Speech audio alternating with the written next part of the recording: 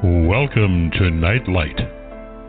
Step away from the mainstream and gather around as we enlighten the world and our realities and travel this cosmic journey we call life. Join us as we share with you and provide that beacon that can guide us all to a better way. Explore with us as we examine a metaphysical montage of spiritual insights, covering everything from the mundane to the magical, UFOs to unicorns, and everything in between. This is a time of awakening, of sharing and evolving, of spreading our wings and soaring on the cosmic breath of creation.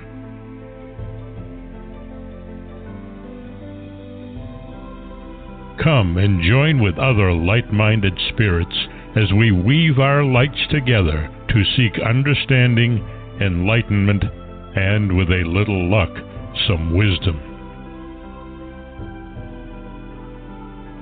This is Nightlight, a reminder that you are never alone.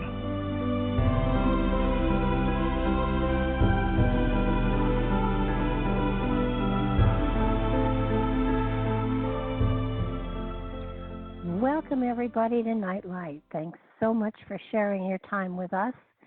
This is a good evening for you to join us. Actually, if you happen to be on the East Coast, you got a lot of snow outside, and so you're probably sitting back wanting to hear some interesting, fascinating news, and I can promise you, you'll hear it here. Before we get going, I want to thank Quiet Hawk for his amazing intro. As always, you can find him at nativestorytellers.com. He and his wife have an amazing website, and their way of preserving history and culture and cosmology is a lot more fun than the traditional way of textbooks and lectures. Please check his website out when you get a chance. It is amazing. Mary Joyce returns to Nightlight tonight to share several articles from her amazing website, Spaceships Over Cashiers, puzzling structures recently found in deep space, major northwest quake sooner than later. Could this be a HAARP array in Antarctica? And NASA Insider, Planet X is not a planet. Time permitting, we'll touch on all of these, and if we don't manage it, that's all the more reason for you to check out Spaceships Over Cashiers, an amazing, amazing website. Mary has worked for two major metropolitan area newspapers as a feature editor, Sunday magazine editor, columnist, and artist. On the side, she's written magazine articles and books. Currently, she's editor of Skyships Over Cashiers website, which features a variety of cutting-edge topics. I can attest to that. They are really cool.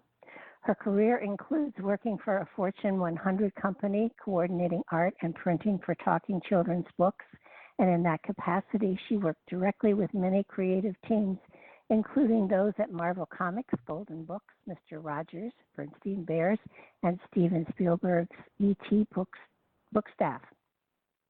Earlier in her career, she held promotional positions with the world's largest private printing company and air pollution control agency, political campaigns, and a community college.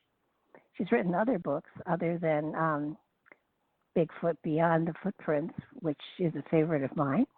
Also, she's written Underground Military Bases Hidden in North Carolina Mountains, Cherokee Little People Were Real, and the tangible evidence of that Jesus left behind for us to find. She is as eclectic as her website is, and a true joy to have on the show and talk to. Welcome back, Mary. Hi, it's good to hear your voice. How's it going? A little rough around the edges, but a little rough around the edges? What's the matter? Oh, no, just the voice. The voice. Oh, just the voice. Yes, I've been told I talk too much. I haven't noticed that. Don't worry about it. It's hard to talk to people like you and not want to jump in and ask tons of questions. And your website, as always, has so many tantalizing articles on it. I know it. Your intention wasn't exactly to do what you've done, which is the best way to do anything. And but it just, where do you get all of these different ideas for all of these different articles? I mean, it's really quite profound. Well, part of it's just plain curiosity, and if something catches my interest, and I just go for it to find out what I can. Some of it's just absolutely good fortune, maybe even guidance, because people will make contact with me and provide me with information that I never expected. And many times I will just stumble over something. I go, oh, my goodness, more people ought to know about this. So it happens many different ways. I think it's really quite fascinating. I've found the same kind of, I guess I call it, I don't believe in coincidences, but things that appear to be coincidence that are telling me go this direction and look into this and investigate this. And every time I do, I find myself knee-deep in all sorts of research that I hadn't planned on doing. And your website is such a phenomenal place to put all of this material out there. The first article that you mentioned, Puzzling Structures Recently Found in Deep Space, that happened that way. There's a guy named Scott Waring who has a YouTube channel, and he's always investigating deep space and UFOs. And I hadn't looked at his website or his YouTube channel in a long time, and I just suddenly had this feeling that I should. And when I did, he had just discovered something, and he was using something called the Worldwide Telescope, which apparently anybody can tap into through their computer. And he was exploring a very dim, distant, and little-known constellation. I think it's pronounced Calum constellation, that can only be seen in the southern hemisphere. And so I posted a photo of the part of the sky that he was looking at, and it just looks like, what you would see, kind of cloudy figures and stars and nothing special. Well, he zoomed in on something which I'm not sure everybody would zoom in on, and my goodness, what he found was just incredible.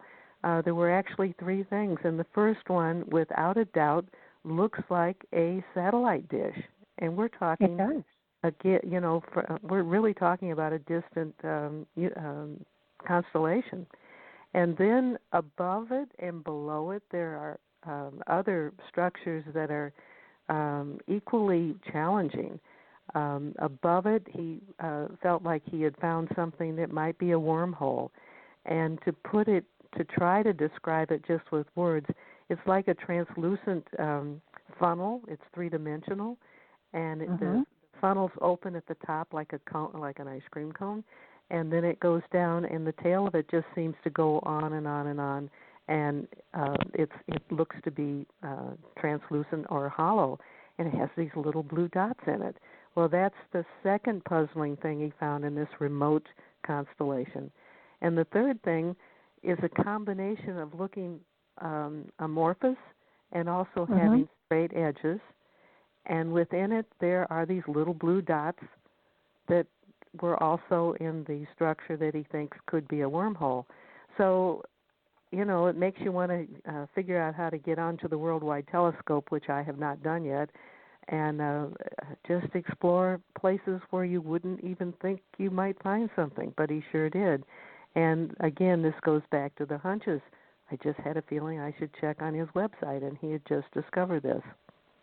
Well, it in some ways, a couple of these, especially the one that looks like the ice cream cone, is very reminiscent of, there were some pictures out there when they turned the CERN telescope on, and there was a spiral, it looked like a tunnel, and it was blue, and of course the blue color pulls me immediately. And it in some way it's reminiscent of that. And we kind of look at the night sky and we think, oh, it's just empty space, and it's actually not. There's really a lot out there that we just can't see. And but you're right. The disc one looked sort of like a dish, but it also looked like a saucer. Right, and the reason I decided to call it a dish shape, like what do you call it, satellite dish, is because it actually looks like it has structure that's holding it from the backside. I could be wrong, but that's kind of what it looks like. And so it's just some intriguing visuals, and anything that we're talking about tonight, if people want to check on it, just if they can just remember skyshipsovercachers.com, and everything that you've wanted to talk about tonight are listed on the home page under what's new. And so it's real easy to find, so you can actually see what we're trying to describe with words. Yeah, and actually, in many cases, if there's a latitude or a longitude, well, not for here, but if there's a latitude or a longitude, you've given them that too, so that they can actually go to the Google Earth and stuff like that and check out exactly what it is you were looking at when you wrote these articles. And that's important. We live in a time when people are amusing themselves, doing photoshops and trying to fool people. And so it becomes an increasing challenge to figure out what is real. So if you can give people the latitude, longitude to find some of these things with Google Earth, and they find it for themselves, then, you kind of take out the worry that you're being fooled. Well, not only that, but all you have to do is start in researching these things, and 9 times out of 10, you're going to get so fascinated that ultimately you forget what you were looking for and you find other things. Absolutely. It's very rare for me to check something out and say, "Yep, it's there," and then move away and go somewhere else. It's kind of like, let me see what else can I find. Let me see what else is available to me. I mean, the internet, while yes, you have to be careful and you have to check things out, it's an amazing tool for doing investigations, and you don't have to go trudging through libraries and the archives to find things, because almost everything is there, so that you can really do an amazing job of research in the comfort of your own home, sitting with your slippers on. And that becomes more important when you live in smaller communities, because even, small communities simply couldn't provide the kind of libraries that you can get in Boston or New York. And, it gives everybody in the whole world access to information. Absolutely. I think one of the other things that you had sort of put on the What's New page was the talking about the major Northwest earthquake that was predicted or has been predicted, and to go off. And I found it fascinating that it wasn't the San Andreas fault they were talking about. No, and I think that would surprise most people, because that's all we ever hear about. But the one that's up where Oregon and the Pacific Northwest is, that's the one that actually a long time ago, it was the largest earthquake in U.S. history. And that goes back to 1700, and you think, okay, well, it's probably done. But that was such a big one, and now there is geological activity that is really speeded up throughout the Cascade Mountains. And I should maybe step back a little bit. There is a geological plate that's coming from the ocean, and then there's the North American plate, and they're colliding with each other. And the one coming from the ocean is sliding under the North Atlantic plate, or the American plate, and it causes major earthquakes. And there's one man, and I really could not find out a whole lot about him except for his research. His name is Terry Rimpel. It's Rempel, and he has been tracking the increasing volcanic activity in the Cascade Mountains, and it's been increasing tremendously in the past 8 months. Which, could be a precursor for, a major earthquake. And the famous mountains that most people have heard of, Mount St. Helens, Mount Rainier, my voice is going too, Mount Adams, Mount Shasta, and, other ones have all had increased geological activity within the last 8 months. This man, Rimpel, also said that there now are, and maybe more since I wrote the article, but at the time I wrote the article, there was 130 hot spots in an area where there were only 10 6 months ago. That's a major, major jump. So, I hope it doesn't become something awful, but it's more and more likely that it could. We haven't had, and California hasn't had a major earthquake in quite a while. And, of course, the one I keep predicting is the New Madrid fault line as well. And I predict every year that it's going to go off, and it doesn't. And the one year I don't predict it, it's going to go off. So I'll just save everybody and keep predicting it so that it doesn't.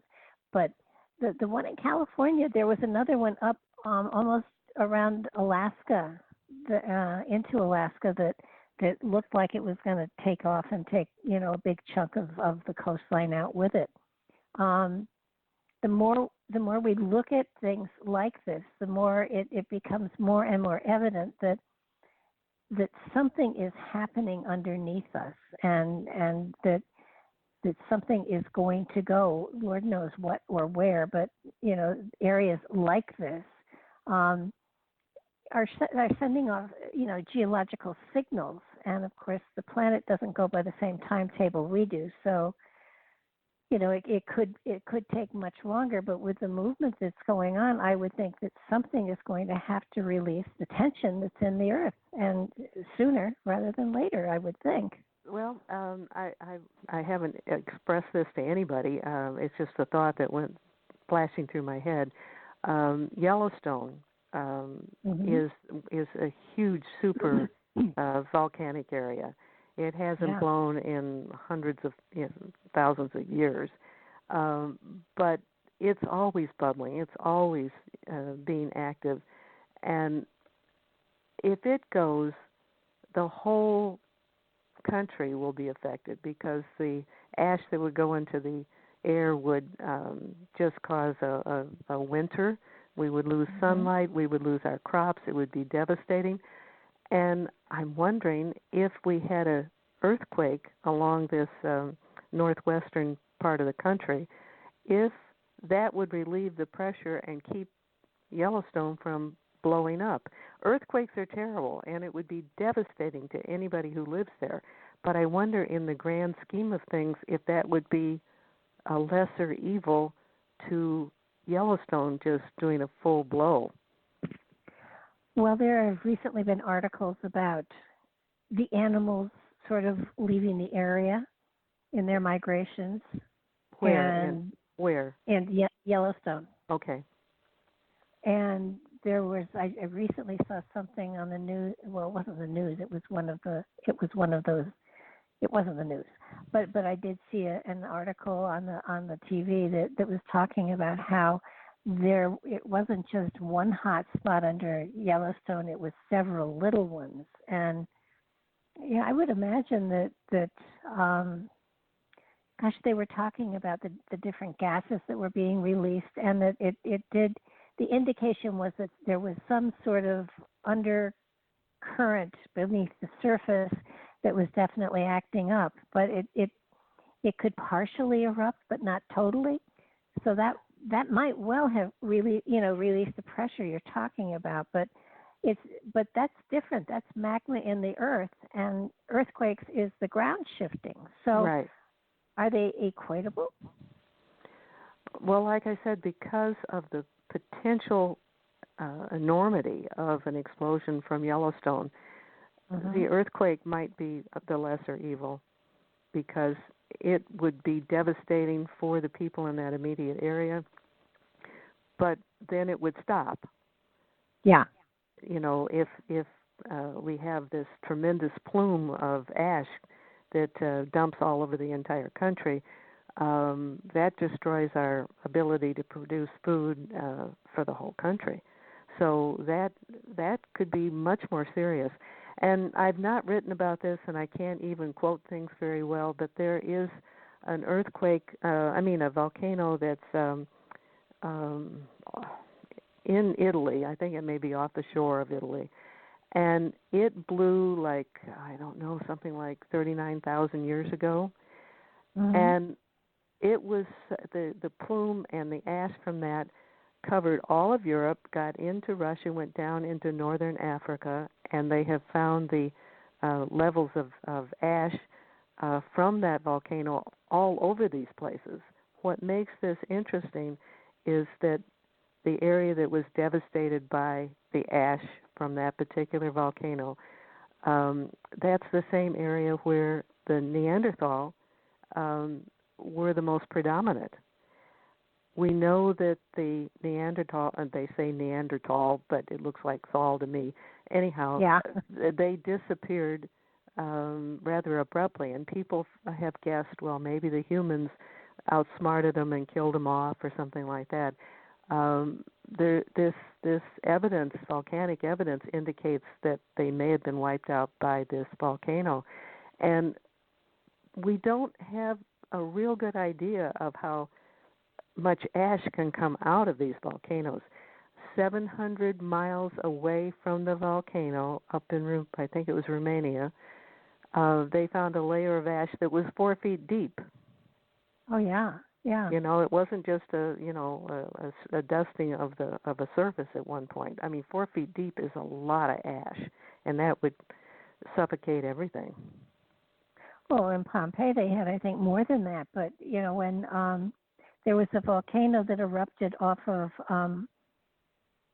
Iceland it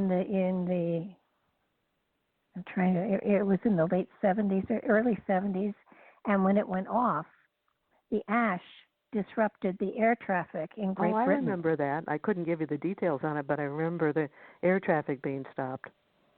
Yeah, and it's amazing the extent that ash covered, and it wasn't just for a day.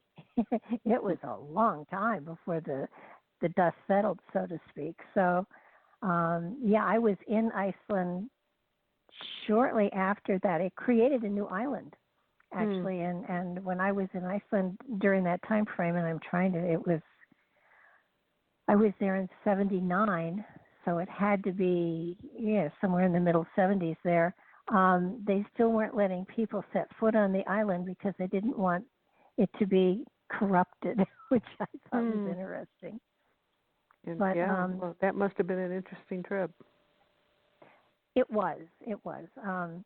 I went and looked for puffins, and I have to tell you that for anybody that wants to really see beautiful scenery, that Iceland is a perfectly wonderful place to go. Their waterfalls they cascade down hundreds and hundreds of feet. They aren't as profound as some you find in Africa or South America, but they are incredible, and the hot springs are amazing, and it is an adventure to go there.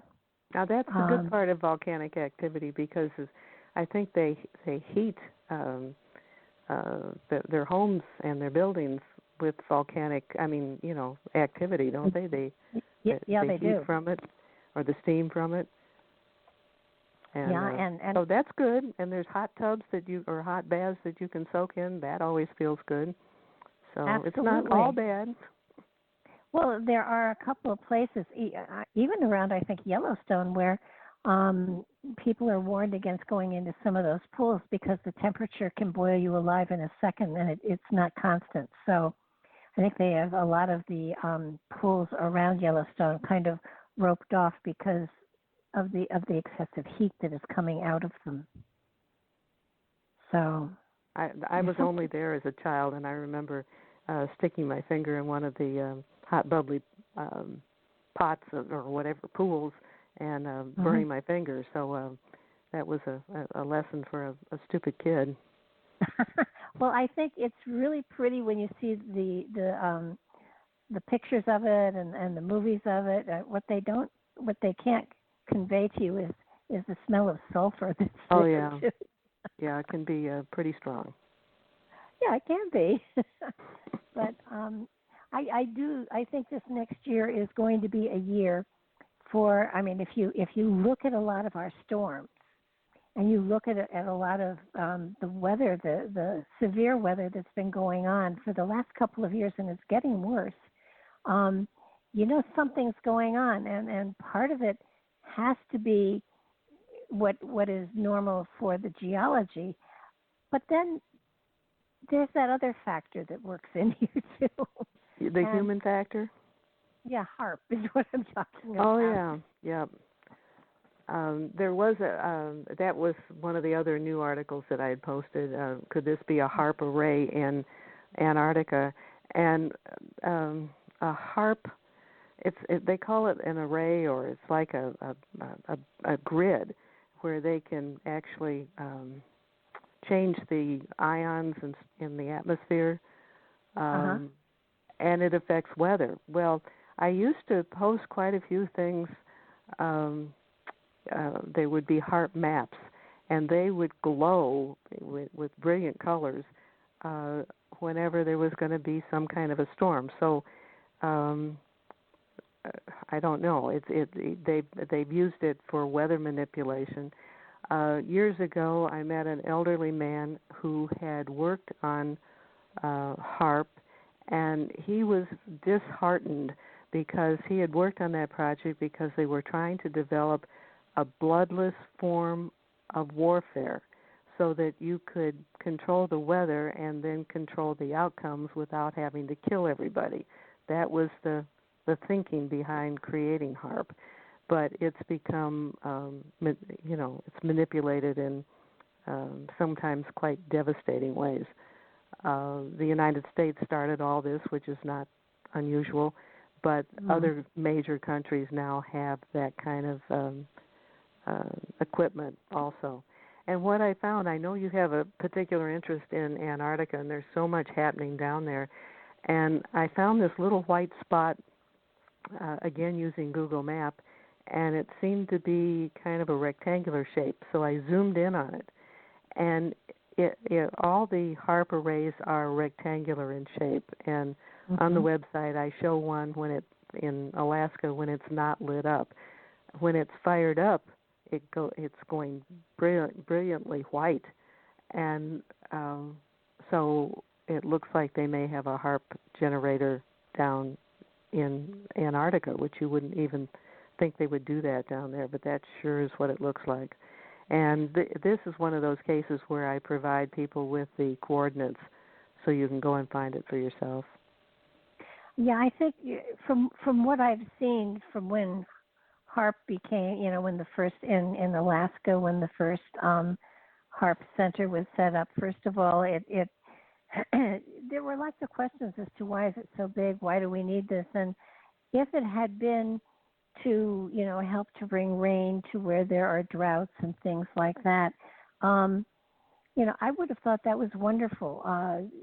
Take it to the deserts and convert the land into arable land that people could. That is the potential, but then they seem to use it in a very destructive way. HAARP was very active before the devastating hurricane or storm in Haiti. And Hurricane Sandy, which was an awful hit to our northeast, the range of colors on a HAARP map goes from blue, which is kind of cool, up to red. But in that particular case, right where Hurricane Sandy hit, it went white, so it went off the scale. And that is one of the maps that I've included in that article.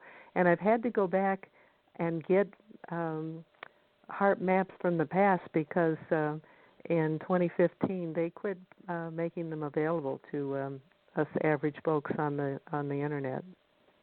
Wow. Well, I have often said, and when the Haiti storm occurred, I swore that was HAARP.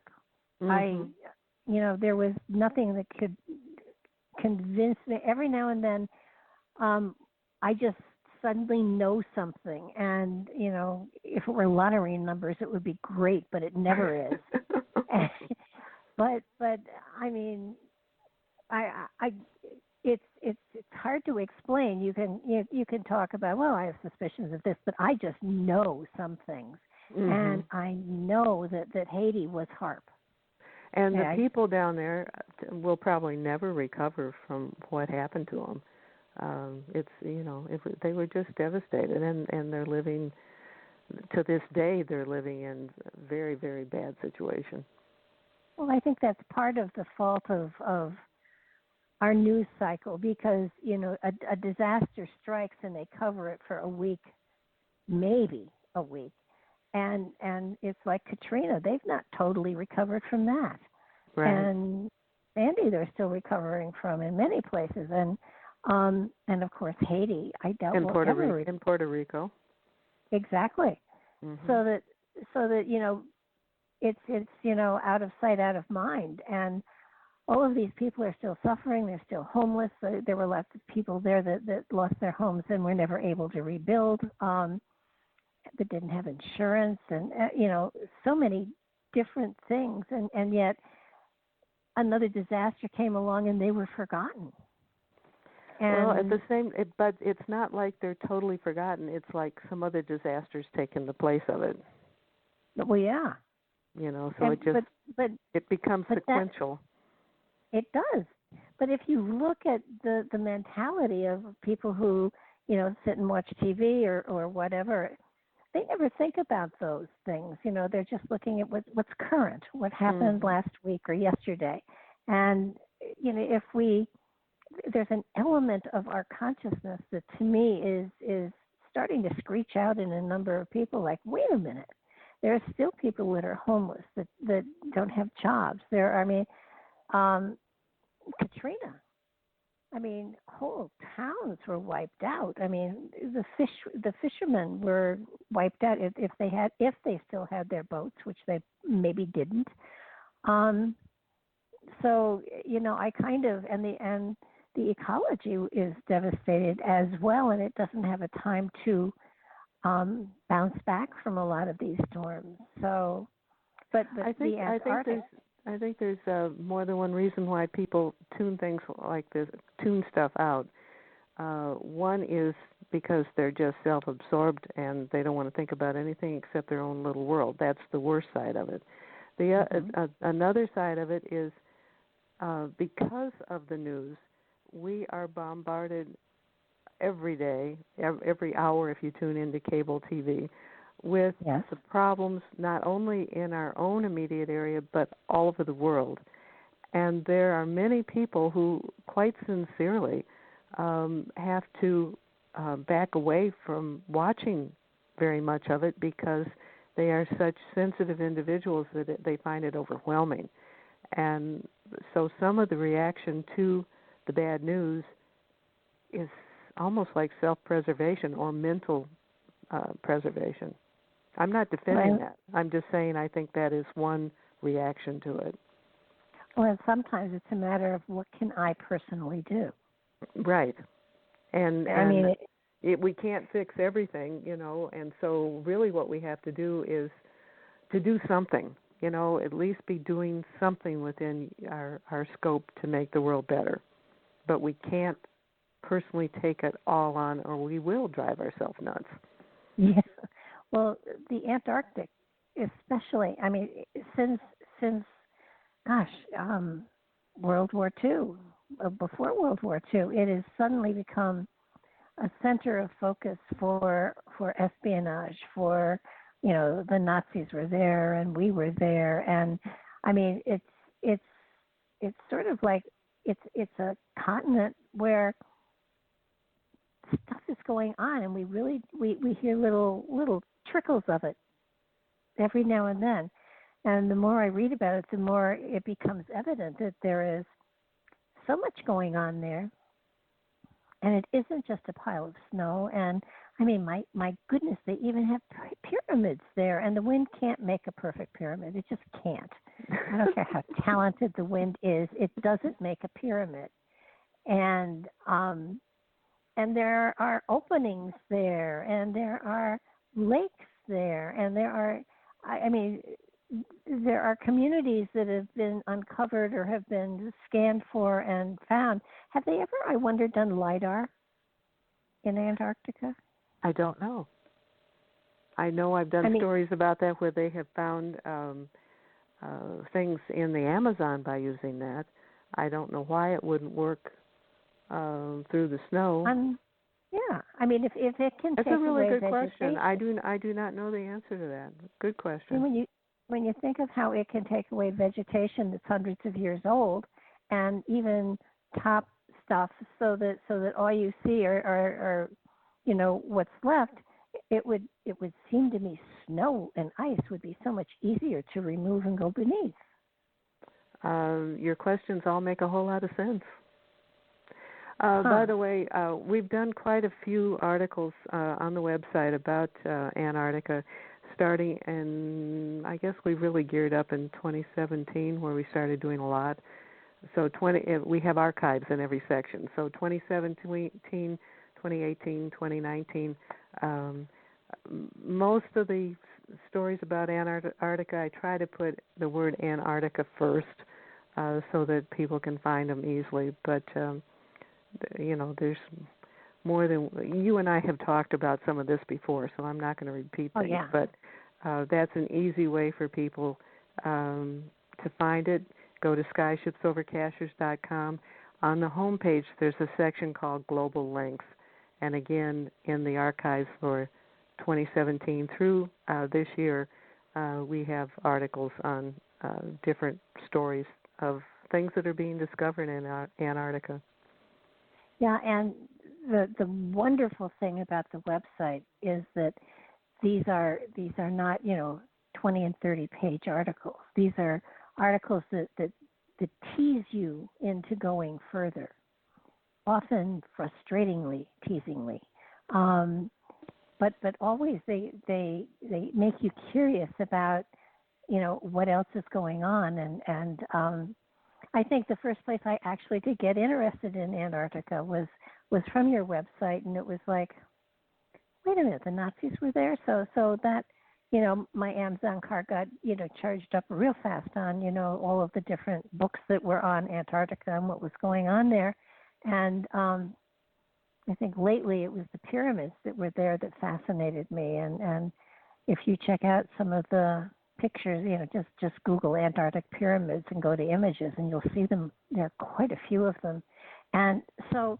it's your website is a wonderful place to have your imagination triggered and your curiosity enticed, so that you go further into, first of all, your archives, of course, and then what else is out there that can lead you into other directions. And by the time you've been through your website, you have enough material you're not a beginner on it, so that you can go into some of these books and you'll actually understand what they're talking about. It's sort of like, you can't feed a baby everything at one time. You spoon feed them, and when they start spitting it out, you let them be, and they get some more later. We're like that, and so each of the articles that I do, like I did one on newly found entrance that goes into the interior of Antarctica, and have pictures of those, and so you get a very specific information with almost always with photos, and then that might trigger you to want to do more. But it's sort of like providing information in bite-size or meal-size doses. If people really, for the most part, unless they're a true university scholar, most people don't like to wade through 500 pages to get, to learn something. Most of us don't have the patience for it, or we don't have the time for it because people are busy. And so I always try to write in a condensed form with lots of visuals to go with it. Well, it's kind of like you never feed a baby without teeth corn on the cob. You wait for their teeth to grow, and what your website does is help to grow those teeth so they can bite into the 500-page books and knowing what the hell you're talking about. That was said very nicely. You can borrow that anytime you want. Actually, the other article that I really wanted to go into was the NASA Insider Planet X is not a planet. Was this an interview you did with a specific person? It is. And we have Very it. Cool. We have it in our. We have a section called Deep Throat Testimonies, and that is specifically for people who are in positions where they really cannot afford to have their identity exposed. But I interviewed this person in person, and the individual worked right across the street, and there's a number across the road from the Johnson Space Center in Houston. And it's not just like one place. There's a number of businesses, including Lockheed, that would be across from the Johnson Space Center. So there's and this person worked at one of those businesses there, and of course there's enough there that, they couldn't be identified because there's quite a few places they could work. And the part what I did was I talked about the secrets that the person gave me. And the first one is the one I think you're the most interested in. And the individual said that synchronicity, she was reading Sitchkin's book on the 12th planet at the same time that the job was started across from Johnson Space Center. And the individual met an astrophysicist who worked at NASA. And the individual didn't dare bring up the subject right away. Eventually, the subject was brought up, and this is a quote, the man from NASA. He looked at me in a very serious way, and I thought he was going to give me the "you're crazy" look. Instead, he said, and this is a quote, "This planet you're talking about, I've seen it." He said that he and his NASA co-workers did not think it was actually a planet, but more like a spaceship, and it was staying below the horizon in the southern hemisphere, so people couldn't see it unless they were, in Antarctica or toward the South Pole. And then the individual said that the NASA person, I'm trying to keep my pronouns straight, that the NASA person said this, and this is a quote, "Just enjoy the time that you have on Earth. Don't worry about these things." That's the end of that quote. The person I was interviewing said this sounded rather ominous to me because everything I'd read in Sitchkin's books said whatever this thing is, it wreaks havoc on the Earth and also seems to have some sort of spiritual connection according to various ancient spiritual texts. The person also pointed out that it's more ominously, this 12th planet has a pattern of coming through, over millennia and causing chaos. So the person was left with, some concern about the planet. Well, I'm not necessarily an advocate of, I think Sitchkin was a great fiction writer. I'm not sure that I personally buy into a lot of what he said. Part of that comes from the fact that I was married to Patrick Cook, who was constantly in battle with him. So, different opinions, of course, and it's but up the to reality is that there are photos, and I've even before I really got into Antarctica stuff, we post. I don't even know how far back you have to go to see these, but posted pictures that were taken from, I think it's one of the research stations in Antarctica, and you could see what they would call two suns. And, so there is definitely something there. The reason that these people at NASA say it acts more like a spaceship, because it's sometimes there and sometimes not. It seems to move.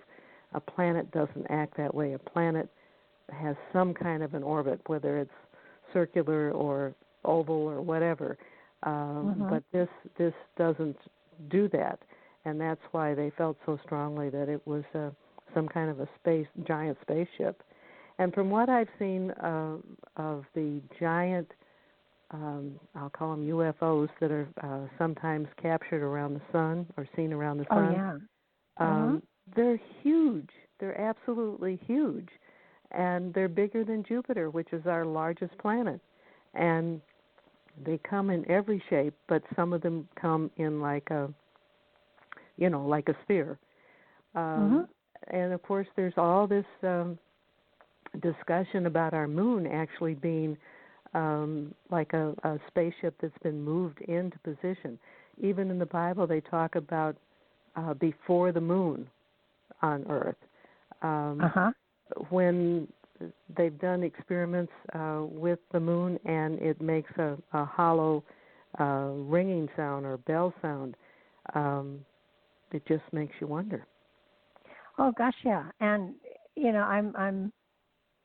I've seen a lot of those pictures about the ships that are around the sun, and just I've often thought that they were refueling, that they somehow operated on whatever energy the sun was sending out. That it was a kind of a refueling time for them, that they gathered the energy and then were able to propel themselves wherever they were going.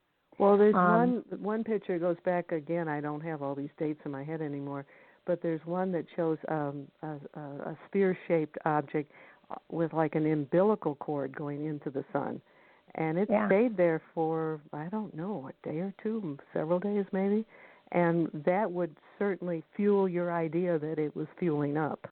But it's just, not all of them have an obvious connection that way. Oh yeah, there's a plethora of potential out there, and nobody at this point in time can prove it one way or another. But it's I'd rather think that they're all friendly, though. I mean, I'm sure that there are those that aren't, but I'd rather focus on the friendly ones. There's nothing much now that we can do about it. But the person you interviewed did talk about another man who was working at Lockheed, and he didn't go into a door because that's where the one the aliens use, which I thought was pretty interesting. And the fact that go ahead. And the fact that we do have black space projects, and it's not that they're publicized, but everybody kind of knows they're out there, so they're not. You can't call them a secret because everybody kind of knows about them. They just don't have the physical proof of them. It would be, I know they've been working on mind control and things like that ever since Montauk or before. Mm-hmm. So the mind control projects and stuff like that are ongoing. So as a civilization, we are very uninformed, and so a site like Cashiers, is so important because it puts that stuff out there, so that it kind of puts it in front of people and they can read it. And even if they say, I don't buy this, it's in their consciousness, so that they may work to a point someday where maybe that's a possibility, which is a wonderful service you serve without, people even knowing it. Throughout life, you will hear people say, well, somebody told me this, or I read that. It didn't make any sense at the time, but it sure does now. And so some of these ideas that people find jarring, and they kind of just push them like out of thought, out of mind, but they're not really gone. And it's not uncommon to hear people, oh, now I understand. So some of those, you're right, some of those ideas that are resisted oftentimes are still there to be pondered at a later time. Well, that's what I love about Skyships Over Cashiers, because you can read an article and think, oh my goodness, what did she have to drink before she wrote this?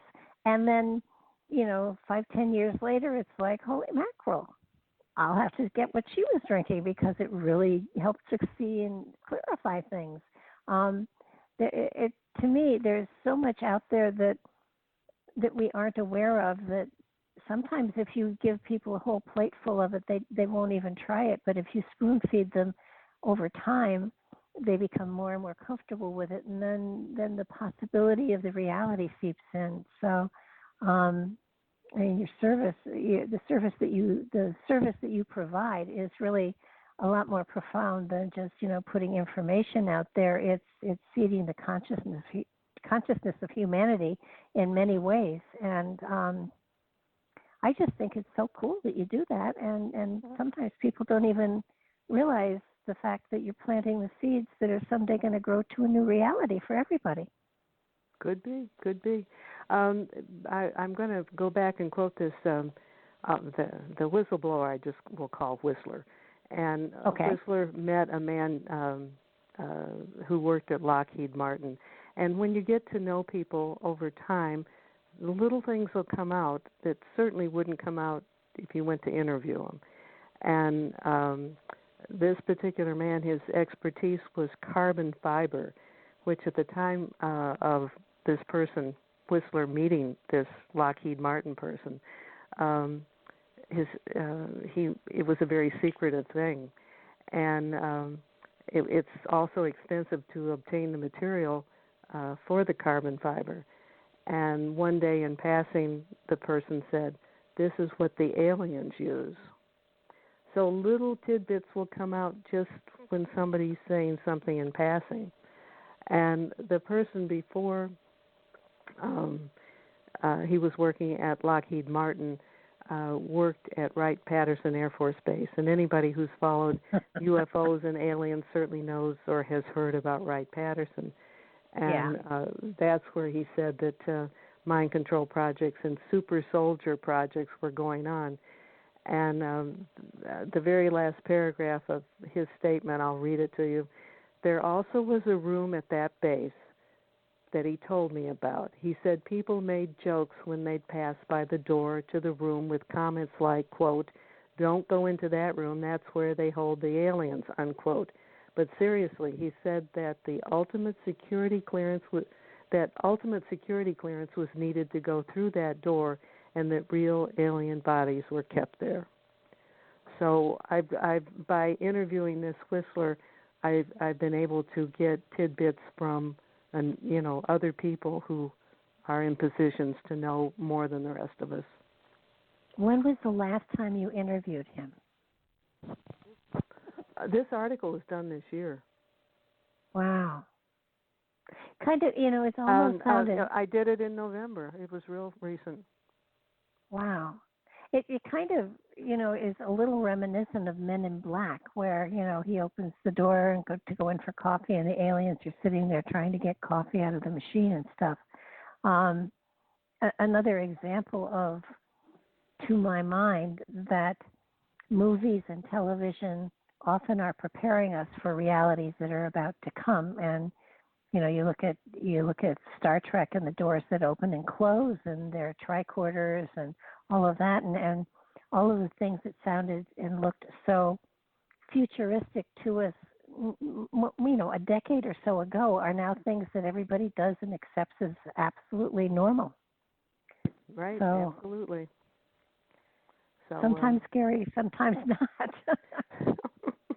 It goes both ways. It's like we live in a world of dark and black and white and dark and gray, and we get an assortment of everything. Well, the reality here is that there's so much that our attention is not drawn to, and we kind of will pass over it. And a lot of the things that are in your articles and everything are things that have sort of been out there. I mean, maybe way out, but are out there, and people kind of breeze over them and don't pay attention to them. But on your website, I mean, you go from Bigfoot to CERN, and to Black Ops, and to Antarctica, to Nazis in Antarctica, to, you're all over the place, which is fascinating. And I really recommend that people read your website on a real pretty regular basis, because there's always something new. There's always something interesting. There's always something that will sort of pique a recognition on a certain level of your consciousness, so that it's brought more to the fore, so you're paying more attention to it, so that you'll pay, you'll give greater attention to things that are possibilities that you hadn't considered before. So you do us a great favor by putting all these articles out there. And I encourage people to also, if they have time, if it's a rainy day and you're stuck in the house, to also get into the archives. It's there's a whole lot of stuff in the archives that would be new to so many people. Yes, and you have 10 years, 12 years of archives there. I mean, you've got a horrendous amount of archives there, and it's a great, not a rainy day, it's more like a rainy month. If a volcano goes off, and we said, of course, you wouldn't have your internet then, but you maybe go and print it all out, and then you can read through it if we are out of electricity or whatever. But it's phenomenal that all of this material is available. I mean, you're not getting it from well, you are getting a lot of it from sources that don't want to be known, but on top of that, you're gathering the information from a variety of places that are available to people if only they look. And what I love is you put it all together in one place, so people don't have to go hunting and pecking all over the place, which is really a very cool thing. Well, you're very kind. I appreciate it. Oh, well, hey, this gives me a wonderful excuse to sit and talk to you once a month about all of these amazing things that are going on. I just noticed, we're getting down there as far as time here. The website is Skyships Over Cashiers, and it comes from the fact that there were UFOs over cashiers. That's how it started, and everything else has just kind of evolved from that. Wow. How long has the website been up? We started it in 2008, so that's 11 years. 11 years, wow. And you're still finding new things to talk about. Isn't that fantastic? Yeah, the world keeps giving us new material. Absolutely. I do want to also mention, before we run out of time here, your 3 books, Underground Military Bases Hidden in North Carolina Mountains, Cherokee Little People Were Real, Tangible Evidence of Jesus Left Behind for Us to Find, and Bigfoot Beyond the Footprints, which is a fabulous book. If you're going to read this book, have Kleenex, because you'll end up, with tears, because it's such a sweet book. Is there anything that you kind of want to push out there before we run out of time, which we're about to? No, I think we've pretty well covered an hour's worth of material here. I think we did too. I think we did a great job. So I will thank you for spending time with me and my audience, your audience too, and remind everybody to look for Mary next month in the new year, where everything. By the way, do a plug for yourself. Don't you have archives yourself for your shows that people can get into? I do. Because you and I have talked about the Bigfoot book, and we've talked about the Jesus book, right? And the Little People book. And the Little People. So you have interviews in your files on those subjects. I do, and this will be in the archives tomorrow. We have a YouTube channel, and so do check out the YouTube channel and subscribe if you enjoy what you're listening to. That will help us to snowball it into greater numbers all over the place. We're on Blog Talk Radio as well, and there are over 500 or 600 archives there.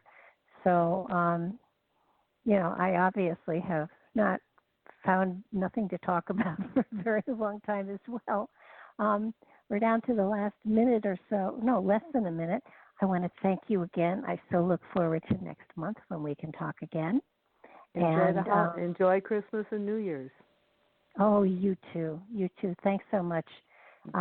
You are a pleasure as always. Take care now. You too. Take care. Bye-bye. Bye-bye. And thank you, everybody, for listening. I do invite you to check out the YouTube channel and look for me and Mark Eddy next week. We will be Monday and Tuesday night. And Take it easy on yourself on the holidays. Thank you for listening, and we will talk again very, very soon. Good night now.